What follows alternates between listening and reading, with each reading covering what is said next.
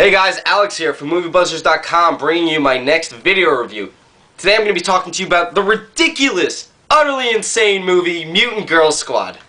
Now, I got to see this movie at the international premiere at the New York Asian Film Festival. This guy right here.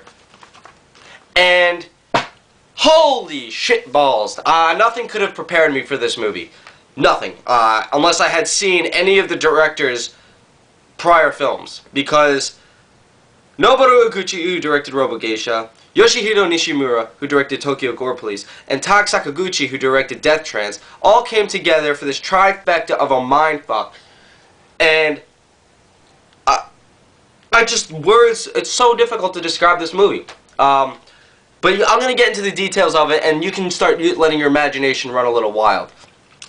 So the movie is about this girl, Rin, played by Yumi Sugimoto, and it's her 16th birthday. She gets bullied all the time, but something's starting to happen to her.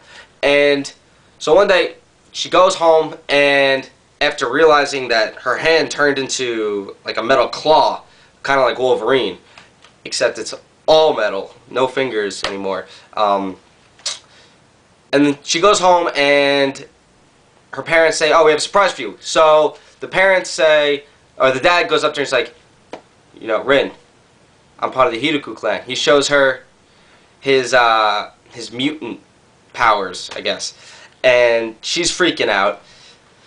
And the Hysterical clan is this group of mutants that, you know, live amongst normal people, but unfortunately they've been like executed, and there are people trying to exterminate them. Then out of nowhere, boom! The mother's head blows up, and the dad's head gets chopped off by a samurai sword. And these super cop anti-Hideko soldiers come in out of nowhere.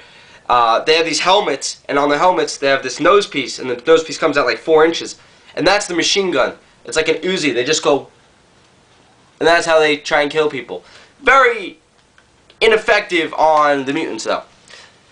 So then she goes on this hatred-filled rampage across the city, wiping out like the entire town. And then she's discovered by Rei, played by Yuko Takayama, who takes her to the Mutant Girls Squad lair, pretty much. It's there where she meets girls with other mutant powers. She's still freaking out, but she meets the leader of this rebellious group of Hideko girls. The guy's name is Kisaragi. He's their leader. He's dressed in drag, and his underlying mission is to restore the power of the Hideko. This doesn't come into play, though, until halfway into the film. So that's the premise of the movie. Now, let me tell you where it gets screwed up, or perverse and, you know, ridiculous.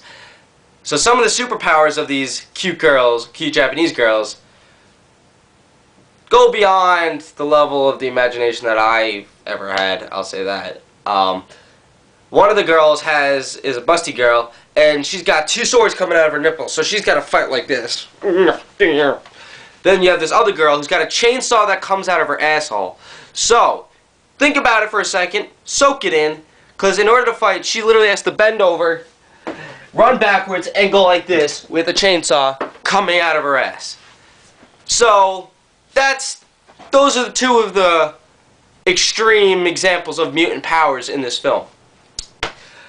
In terms of the overall performances, you know, I can't say you're gonna expect much of a plot from this movie. Besides, so we've seen this a couple times, you know, X-Men style, any superhero type of movie.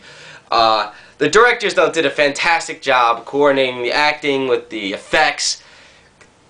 Everything was real. Not much CG. I don't think there was any CG from what I recall.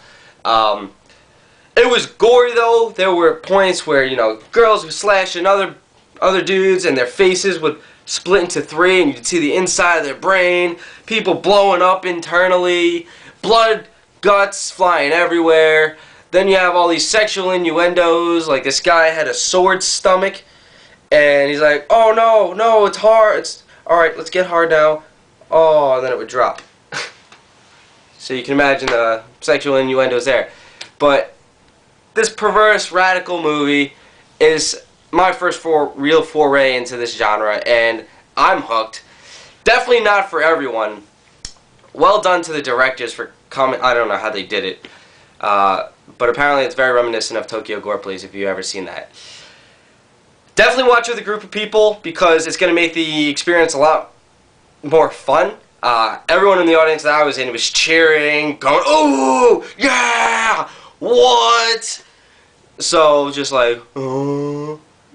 So a lot of crazy shit happened on screen that I just can't elaborate, and I don't want to spoil in case you do ever see this movie. So, that's Mutant Girls Squad. One of the wackest movies of the year, and it will blow your mind if you've never been exposed to any movie like it. So, this is Alex for MovieBuzzers.com signing out.